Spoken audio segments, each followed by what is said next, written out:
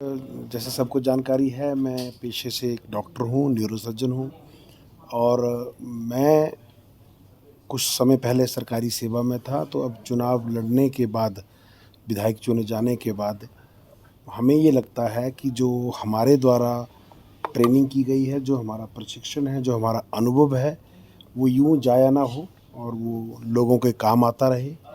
इसलिए हमने सरकार को ये आग्रह किया है कि हम अपनी सेवाएं एज ए डॉक्टर सरकार के किसी भी हॉस्पिटल में देने के लिए तैयार हैं। हमें इसके बदले में कोई तनख्वाह नहीं चाहिए, कोई मेहताना नहीं चाहिए। हम केवल और केवल अपने अनुभव का, अपनी शिक्षा का निरंतर उपयोग अपने प्रदेश के लोगों के हित के लिए करना चाहते हैं।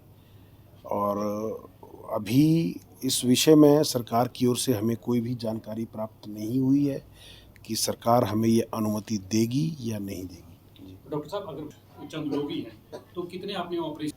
देखिए, ऐसा है कि रही प्रैक्टिस करने की बात, तो प्रैक्टिस करने के लिए मैं हमेशा फ्री हूँ। मैं कभी भी प्रैक्टिस कर सकता हूँ, वो मेरा स्किल है। परंतु मैं नहीं चाहता कि मैं किसी प्राइवेट संस्थान को ज्वाइन करूँ। इसलिए मैं सरकारी संस्थान में ही रहकर निःशुल्क अपने लोगों की सेवा करना चाहता हूँ। अब ये सरकार को तय करना है कि सरकार को हमारी सेवाएं चाहिए या नहीं चाहिए।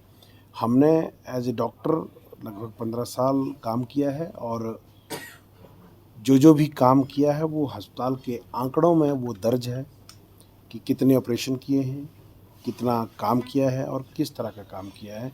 और एज ए न्यूरोसर्जन मैं हमेशा एक बात को कहता रहा हूँ कि न्यूरोसर्जरी की जो भी बीमारियां या जो भी चोट जब किसी भी व्यक्ति को लगती है, तो समय रहते अगर उन चीज़ों का इलाज हो तो लोगों की जान बचाई जा सकती है। परंतु जब देरी हो जाए इलाज करने में, जैसे प्रदेश के दूर क्षेत्र लाहौल स्पीति, किन्नौर, भरमौर, पांगी, ऐसे ऐसे स्थानों से जब किसी व्यक्ति को ऐसे स्थानों पर चोट लगती है और उनको बड़े अस्पतालों में पहुंचाना, जैसे टांडा, शिमला, इन इन जगह पर पहुंचाने में बहुत वक्त लगता है और वो कीमती वक्त जो लोगों की जान बचाने के लिए हम इस्तेमाल कर सकते, तो वो वक्त केवल और केवल इतने डिस्टेंस को ट्रैवल करने में लग जाता है। तो हमेशा से ये पीड़ा हमारे मन में रही है, क्योंकि मैं खुद एक ऐसे क्षेत्र को बिलोंग करता हूँ जहाँ पर लोग सड़क तक पहुँचने के लिए कई किलोमीटर पैदल चलना पड़ता है।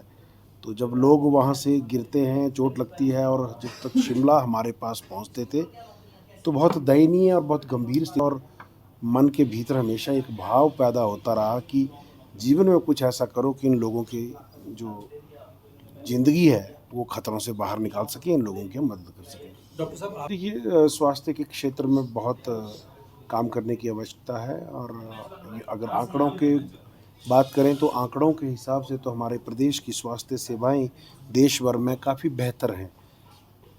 फिर भी हमें लगता है कि काफ़ी संतुलन बनाने की आवश्यकता है, एक रैशनलाइजेशन करने की आवश्यकता है। और हम एज ए विधायक सरकार के समक्ष हम सुझाव रखेंगे और हम ऐसी आशा करते हैं कि माननीय स्वास्थ्य मंत्री और माननीय मुख्यमंत्री जी इन सुझावों पर, क्योंकि हम ये स्पष्ट कर देना चाहेंगे जो भी सुझाव हम सरकार के समक्ष देंगे वो कोई राजनीति से प्रेरित सुझाव नहीं होंगे, वो केवल और केवल प्रदेश हित में, ताकि कैसे सीमित संसाधनों में लोगों को बेहतर स्वास्थ्य सुविधाएं हम दे सकते हैं, वो कैसे हम लोगों का जीवन स्तर सुधार सकते हैं, जो हमारा अभी तक का अनुभव रहा है।